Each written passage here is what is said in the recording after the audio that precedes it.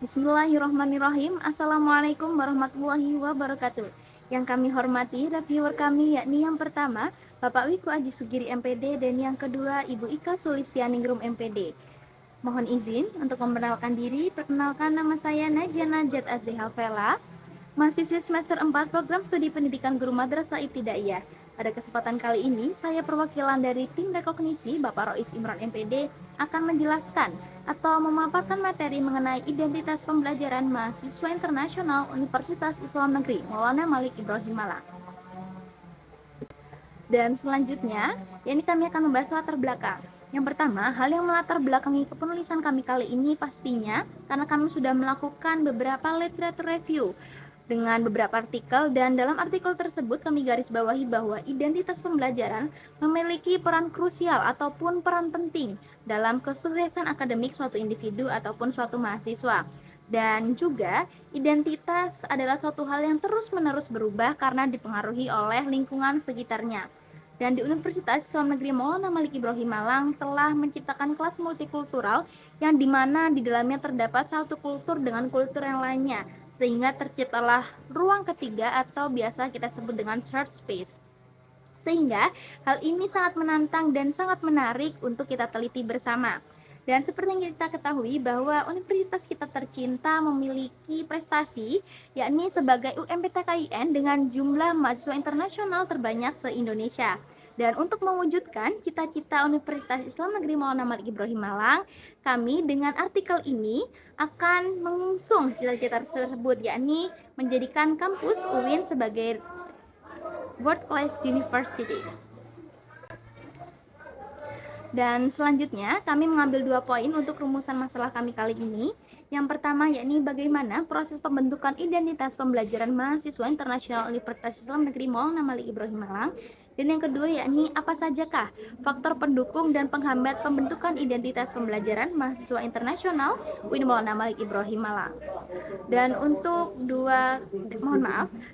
untuk kajian terdahulu kami berkaca kepada 4 kepenelitian sebelumnya, yakni yang pertama Altugan di tahun 2015 dan juga Fairclough di tahun 2012 dan juga Hadiati di tahun 2020 dan yang terakhir Mustafa di tahun 2024. Untuk Altugan dan Fairclough sendiri mereka terfokuskan kepada identitas budaya mahasiswa asing, dan jika Haryati dan Mustafa mereka terfokuskan kepada gaya komunikasi terhadap mahasiswa asing tersebut.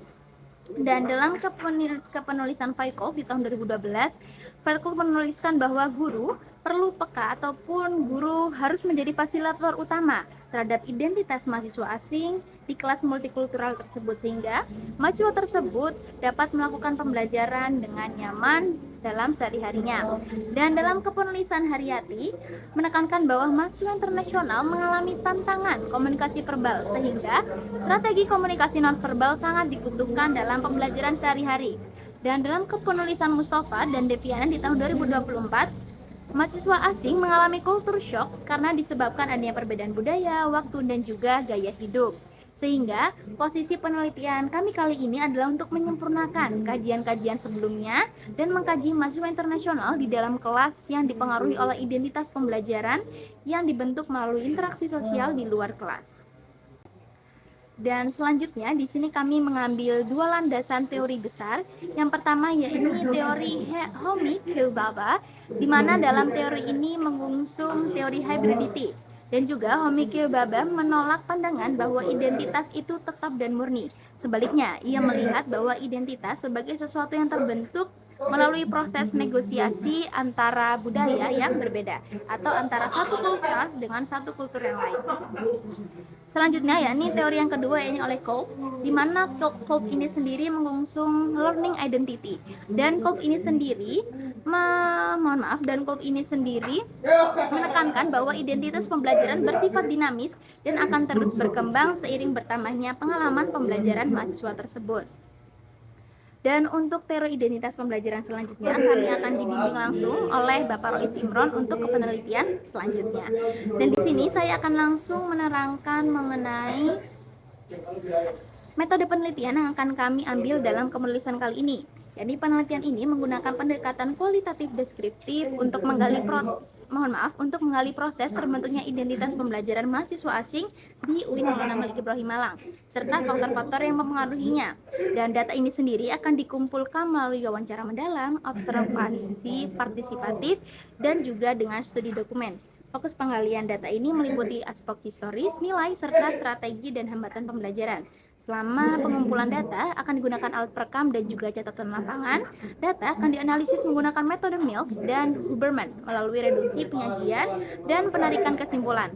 Untuk menjamin validitas dari penelitian ini, maka akan diterapkan triangulasi data atau definisi operasional disusun dalam bentuk tabel untuk mempermudah analisis dan interpretasi data. Selanjutnya, kami akan membahas mengenai definisi operasional. Di sini kami menggunakan dua variabel dalam kepenelitian kami, yakni yang pertama variabel identitas pembelajaran dan yang kedua adalah variabel aspek pembelajaran. Dan untuk subvariabel dari variabel yang pertama, yakni yang pertama aspek histori, yakni meliputi asal muasal identitas pembelajaran para informan yang kami wawancarai nantinya. Dan untuk subvariabel yang kedua ini aspek value, yakni meliputi busana, kegiatan sehari-hari, dan juga nilai keagamaan mereka. Dan untuk indikatornya sendiri terdapat 4 poin. Yang pertama yakni tetap, berubah sebagian, berubah keseluruhan, dan juga proses perubahan. Dan untuk subvariabel yang kedua, dari subvariabel aspek pembelajaran, yakni kami menggunakan 3 poin, yakni pendukung, penghambat, dan juga solusi dalam identitas pembelajaran tersebut. Dan untuk indikatornya hanya 2 poin saja, yaitu sukses belajar atau tidak ada nilainya, dan juga gagal terdapat nilai D. Mohon maaf ada kesalahan. Jika sukses belajar maka dia akan mendapatkan nilai, dan jika gagal dia akan mendapatkan nilai D. Dan untuk rencana pembahasan ini sendiri, peneliti akan menjelaskan bagaimana identitas pembelajaran mahasiswa internasional di Universitas Islam Negeri Maulana Malik Ibrahim Malang terbentuk melalui proses adaptasi budaya dan akademik yang berkelanjutan. Identitas ini bersifat fleksibel dan dipengaruhi oleh pengalaman belajar, interaksi sosial, dan lingkungan kampus multikultural. Penelitian ini juga membahas faktor pendukung seperti dukungan institusi dan juga dosen, serta hambatan seperti kendala bahasa dan juga perbedaan budaya. Secara teoristis, penelitian ini memperkaya kajian tentang identitas pembelajaran dan shared space yang tadi kita bahas sebelumnya. Secara praktis, hasilnya dapat menjadi dasar rekomendasi bagi kampus dalam merancang strategi pembelajaran yang lebih inklusif dan mendukung internalisasi dalam pendidikan. Dan berikut untuk pemaparan RAB penelitian kami. Dan selanjutnya yakni kami akan mensubmit jurnal kami, insya Allah ditargetkan dengan jurnal Sinta 4. Jika memungkinkan kami akan mengusahakan untuk submit di jurnal Sinta 3. Mungkin sekian untuk pemaparan materi kali ini.